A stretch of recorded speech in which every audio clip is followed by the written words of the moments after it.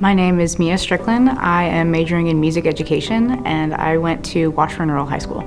I decided to come to Washburn because I had already known the teacher that I was going to be working with directly, because I'm in music, and I actually knew a couple of people that were already here.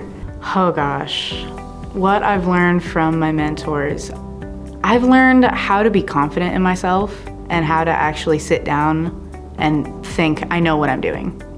So let me just do what I know. They've also taught me that I can go way beyond what I thought I could have. Mentoring has been insanely important to me. I think that mentoring it's both a give and take. Let me learn what I can from this person. Let me also share what I know with this person. It's kind of, I think of it as like an interweb of knowledge going back and forth between everyone.